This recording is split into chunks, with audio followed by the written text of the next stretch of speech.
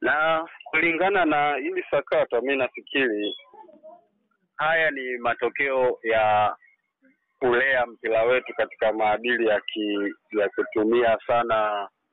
kutumia sana wanaita kuto kufuata taratibu za sheria za kimpira, kwa sababu kinachoendelea ni kwamba kuna watu nyuma ya pazia wanajua wanachokifanya. Kwa hiyo ili kutuweka wazi sisi inashindikana na kuwa ngumu, kwa sababu wanajua kabisa kuna sheria hazikufuatwa.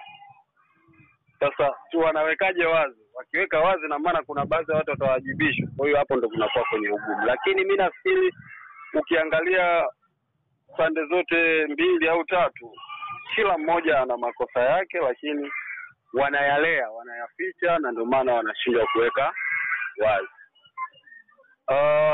Ukiangalia Simba, wao wanakubali, wanasema kwamba sasa hivi tuko tayari kucheza, wakati mwanzo walisema hatuchezi mpaka waliosababisha kuzuiwa kuingia uwanjani wawajibishwe.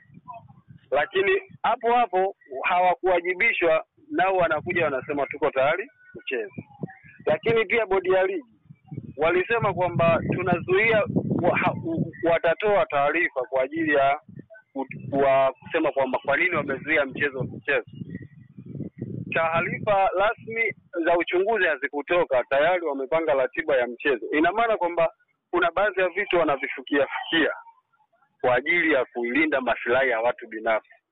Na kiutaratibu wa mpira, kwa kweli hii haiko sawa kwa sababu mpira una sheria zake, na kama mpira una sheria zake, ili muweze kulea katika maadili ya mazuri mpira, lazima mfuate taratibu, lazima mfuate sheria. Kwa hiyo mimi nafikiri ufike muda sasa bodi ya ligi wajue wao ni wakina nane na wanahitaji kufanya nini katika mpira wetu ili uweze kusonga mbele, na sio tu kujua wao wakina nane, lakini pia kwenye panapoonekana kuna makosa, basi parekebishwe kwa kufuata sheria, sio parekebishwe kwa kufuata busara za watu binafsi. Hapo mimi nafikiri ndio tutalea vizuri mpira wetu. Ukiwa kama mdau wa soka nchini Tanzania, tunaona Yanga wameamua kuipeleka bodi ya ligi pamoja na TFF mahakamani. Ndio. Sisi kama waandishi wa habari bado hatujaelewa nini Yanga wanachokihitaji kwenye soka la Tanzania, au nini ambacho wanataka kukibadilisha ukiangalia wewe kwa mtazamo wako. Mimi nafikiri Yanga wameamua kusimama sasa, kama tunaweza kusema kuleta mapinduzi ya sheria za mpira, kwa sababu wanachokihitaji ni haki yao ya msingi. Na mapinduzi ninayozungumzia hapa ni kwamba kuondoa zile busara ambazo zinapeleka mpira wetu mbali ambapo siko kuzuri, ili kuweka sasa watu wafate sheria za mpira. Kiangalia Yanga wanachokiangalia wao ni maslahi yao kuliko kwa ajili ya kulinda timu yao, na sio kwamba wanaangalia maslahi kwamba labda wanatumia busara, wanatumia sheria, kwa sababu wameambiwa tutaleta uchunguzi utakaoelezea kwa nini mechi haikuchezwa. Lakini uchunguzi haukuletwa na hakuzungumzwa kitu chochote ambacho kina mashiko ya kusema kwamba sasa kweli kulingana na hili hapa sheria imefuatwa. Wao wana haki ya kudai, wana haki ya kwenda kusonga mbele zaidi kwa ajili ya kutetea lebo yao. Nani mwenye makosa kwenye hile? Ni Yanga, ni bodi ya ligi, ni Simba au ni TFF? Mimi nafikiri kwa mtazamo wangu mimi naelekezea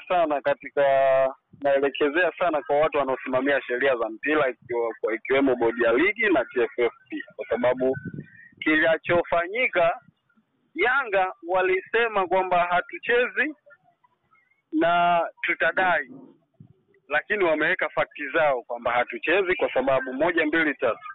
Lakini bodi ya ligi walisema tutaleta uchunguzi na majibu kamili ya kwa nini tuligailisha mpira. Hawakuleta. Sasa ukiangalia hapo, Karia alitoka hadharani akasema kwamba Yeye wao hawawezi kuwa na majibu sahihi kutokana na Yanga tayari wameshaenda ngazi za juu, nikiwa na maana ya kasi.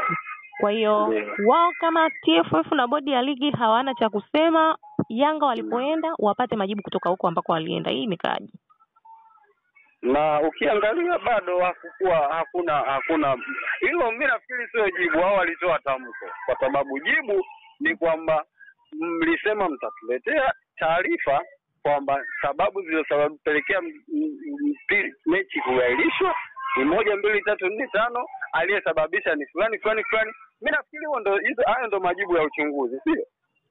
Lakini ukisema kwamba hatuwezi kutoa tamko kwamba wao haya kule wamepelekwa, wameambiwa warudi, kesi iletwe huku, wasimamizi wa kesi ni nyinyi, na kwa nini mnasema hatuwezi kutoa majibu?